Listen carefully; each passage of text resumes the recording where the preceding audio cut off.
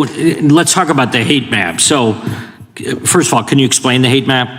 Yes, this is a map. The SPLC is best known for suing Klan groups into bankruptcy. And so they had a program called Klan Watch. They expanded it to Hate Watch because they ran out of grand dragons to slay. And not to say that white supremacy doesn't exist anymore in America. There are some isolated groups, but by and large, not enough to justify the sort of money that the SPLC gets. And they have this map that's supposed to, and in their words, they say it reveals the infrastructure upholding white supremacy in America today. And this map now includes social conservative organizations like the Family Research Council, Moms for Liberty. It includes now Turning Point USA, PragerU. It includes Alliance Defending Freedom. It includes the Center for Immigration Studies, the Federation for American Immigration. I mean, I could just go down the list. And it also includes a group of LGBT people who oppose sexualized lessons for children in schools. Congress just reignited one of the most explosive political debates in America. Lawmakers pressed witnesses over claims the SPLC weaponized its hate map against conservatives. Yields back, gentleman from New York. Oh, okay, sure. We'll go to the gentleman from Wisconsin. Thank you, Chairman. Mr. O'Neill, I wanted to talk a little bit about this, the hate map concept, but isn't it true Southern Poverty Law Center began as a public interest law firm? Correct. Yeah. And it actually, as a member of the state legislature, we had some issues in which Southern Poverty Law Center had weighed in on. So I was familiar with the group before this latest set of issues made us kind of more aware of what's going on internally. But when did the organization start to kind of stray from that original mission or that original course? So it strayed from that course in at least two ways and two time periods. The first was in the 1980s when the lawyers all quit because they said that Morris Dees took the organization in a direction of fighting the Klan instead of representing poor people in the South. And then the more recent time was really starting in the late 1990s, but ramping up by 1,000% in 2010 when they had their hate map and they started going after conservative organizations. So let's talk about the hate map. So first of all, can you explain the hate map? Yes, this is a map. The SPLC is best known for suing Klan groups into bankruptcy. And so they had a program called Klan Watch. They expanded it to Hate Watch because they ran out of grand dragons to slay. And not to say that white supremacy doesn't exist anymore in America. There are some isolated groups, but by and large, not enough to justify the sort of money that the SPLC gets. And they have this map that's supposed to, and in their words, they say it reveals the infrastructure upholding white supremacy in America today.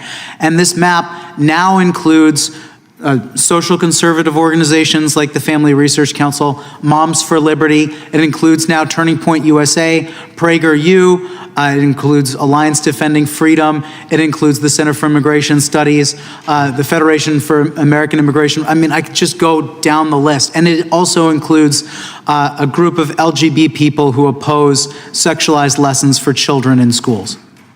So they call that group an anti-LGBTQ hate group. So is it too far to say there's no left-wing groups on the hate map? There are a few left-leaning groups on the hate map, but nowhere near, like, the overall bias is very clear against the right. They don't have Antifa. They don't have Jane's Revenge. They do have the new Black Panther Party, I believe, which they always reference when they're asked this question. But by and large, the hate map is solely, well, not solely, but by and large targeted on conservative organizations. Very good, thank you.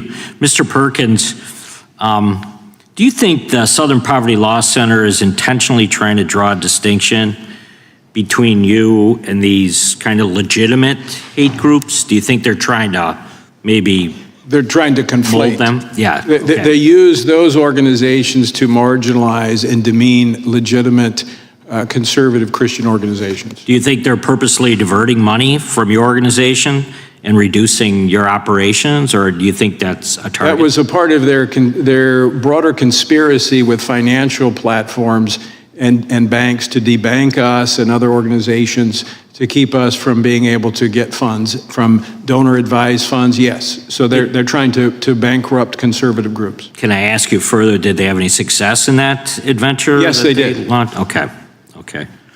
The last thing I would say is, you have relationship with, if there is, with corporate donations? Is there any linkage between kind of what they were doing to suppress further corporate donations to their organization or to you?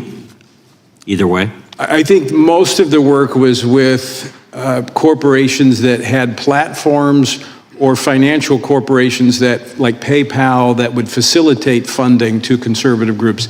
Most corporations were not giving to conservative groups directly, so they were intermediates. They were the vehicles through which people would donate to conservative organizations. Yeah, so it wasn't about the ideology of the corporation, it was more about how they facilitated the actual movement of funds. Well, I would say some of them willingly went along, others were pressured by the SPLC using their government connections, and I think some in the tech world have suggested that there were threats about regulators, like in the banking industry. Yeah. So I think they use threats and bullying tactics. Thank you very much. Chairman, I'll yield back. A heated congressional hearing erupted when Representative Scott Fitzgerald questioned witnesses about the controversial hate map created by the Southern Poverty Law Center. The discussion centered on whether the organization had drifted away from its original mission of fighting extremist hate groups and instead begun targeting mainstream conservative organizations. The hearing quickly became one of the most politically charged moments of the session. Witness Tyler O'Neill argued that the SPLC originally focused on combating groups like the Ku Klux Klan but later expanded its efforts dramatically in the late 1990s and early 2010s. According to his testimony, the organization's hate map began labeling conservative and religious organizations alongside extremist groups. Names like Turning Point USA, PragerU, Moms for Liberty, and Alliance Defending Freedom were specifically mentioned during the exchange, fueling accusations that the map had become politically biased rather than purely focused on extremism. Representative Fitzgerald repeatedly pressed witnesses on whether the SPLC was unfairly conflating mainstream conservative organizations with legitimate hate groups. Witnesses claimed the map disproportionately targeted right-leaning organizations while largely excluding left-wing extremist movements. One of the most explosive moments came when witnesses alleged that the SPLC's influence extended beyond public criticism and into financial pressure campaigns involving tech companies, payment processors, and banking institutions. The hearing also focused on accusations that conservative organizations faced efforts to be debanked or cut off from donation platforms because of SPLC classifications. Witnesses suggested some corporations cooperated willingly while others allegedly acted under political or regulatory pressure. Those claims intensified concerns among Republican lawmakers who argued that ideological labels could directly impact organizations' ability to operate financially and publicly. What made the hearing especially significant was the broader political implication behind the debate. Supporters of the SPLC argue the organization continues exposing dangerous extremism, while critics say the hate map has evolved into a partisan weapon that unfairly stigmatizes conservatives. The exchange highlighted how deeply divided the country remains over issues involving free speech, political labeling, and the power influential advocacy organizations hold in shaping public perception.